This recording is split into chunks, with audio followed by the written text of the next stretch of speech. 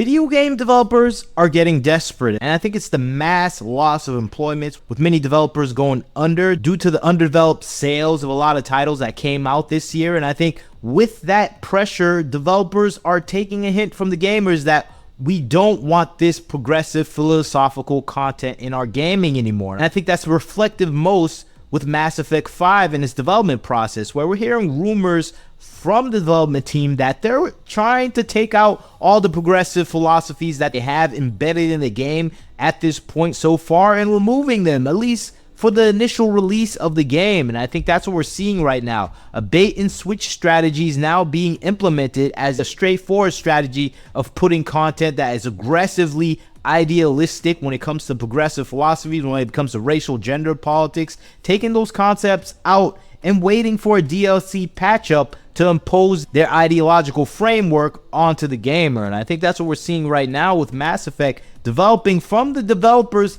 that actually produced one of the worst games of the year, Dragon Age Vailguard. And Dragon Age Vailguard is popularly known as one of those titles that delved head deep into the progressive philosophies of racial gender politics. We have non-binary pronouns, we have multi-diversity casts, adventurers doing things in a world that doesn't seem to have its own identity anymore. It just seems to be a representative icon of the modern day philosophy from the developers themselves. It had no world building anymore because the world was just reflective of gender ideology and racial divisive politics. And that's the thing gamers don't want, and it seems like the developers are realizing that, at least for the start and release of the game, because they need to have success, and they're realizing putting all this content straightforwardly in front of the gamer's face is not going to lead to any success. Like I showed you before, they had many titles that came out that failed with these frontal politics at the forefront of their games. And I think seeing that failure, even with upcoming projects,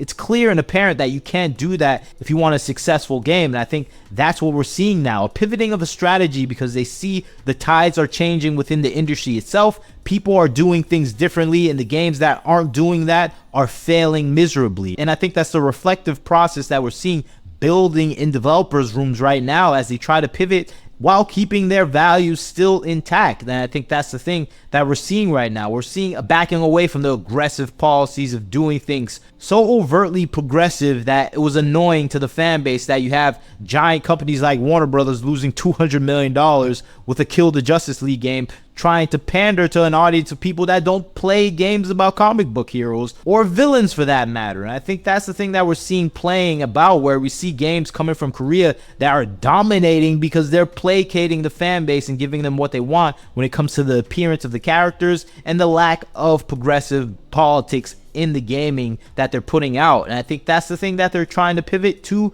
at least visually. And I think that's the thing that we may see with Mass Effect 5. But we will still get this type of content. It will just be a DLC, much in the same way as the Mrs. Freeze DLC. We'll get rainbow characters, we'll get pronouns added, we'll get these small DLCs with these additional storylines that focus heavily on gender racial issues when it comes to the world. I think that is the pivoting strategy they're going to now. The Last of Us strategy, at least the first Last of Us strategy, where we just got in general a good game that wasn't focused on these gender related issues, but we got a DLC based on this. And we saw this with Ellie kind of being a gender icon, transitioning to a gender icon within that DLC due to Neil Druckmann's ideology. But back then they did that because they knew the game players weren't that accepting of it in the first place. And you can hear Neil Druckmann said he wanted to even make Joel that way, an LGBTQ character as well.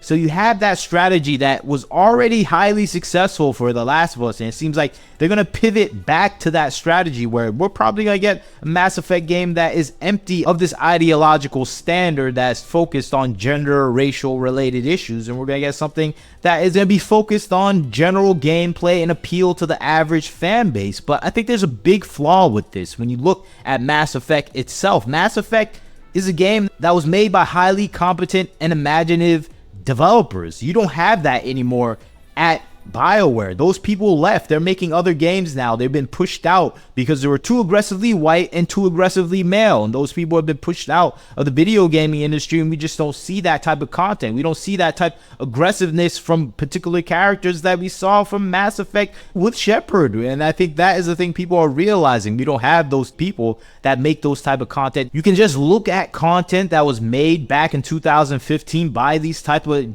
foundational developers that are more focused on making quality content. You compare that to the people that made Kill the Justice League, you see the drop in quality so significant. It's highly apparent that the people that had the skills to produce games are just not in gaming anymore. And I think that's the problem that Dragon Age Vailguard suffered from the most.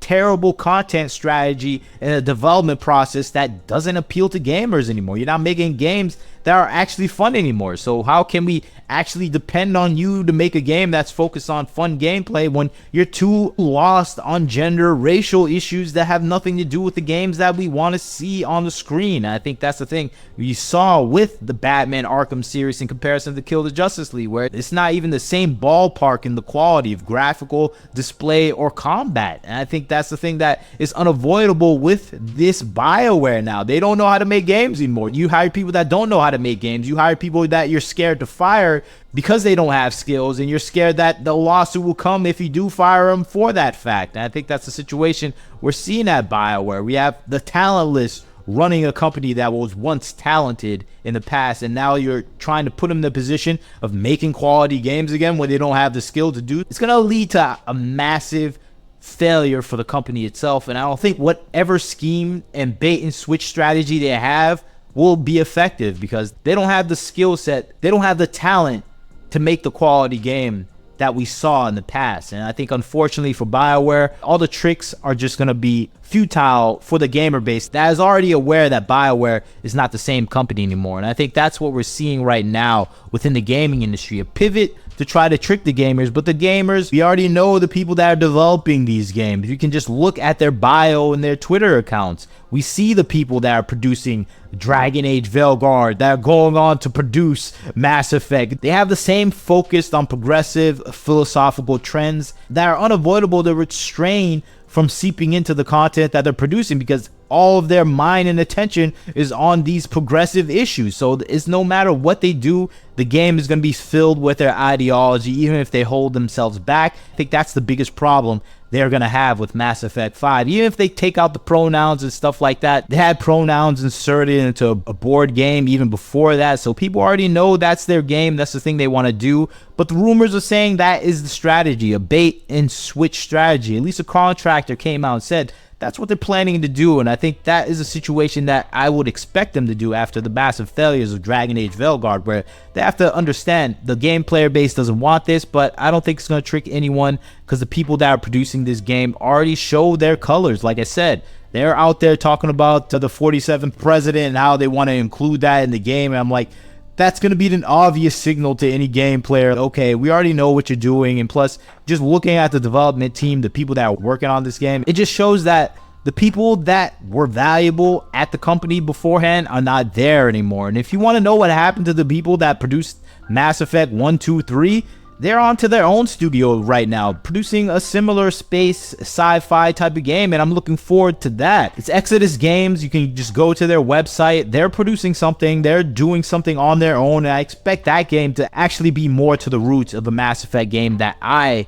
would love to play. But that's just my thoughts on the situation. What do you think about this bait and switch strategy coming from BioWare after the massive failure of Dragon Age Vailguard? Do you think it will be successful? I doubt it, but you leave your comments. Tell me what you think. Like, comment, share, subscribe. This is Wagner Knows Why. Catch you next time.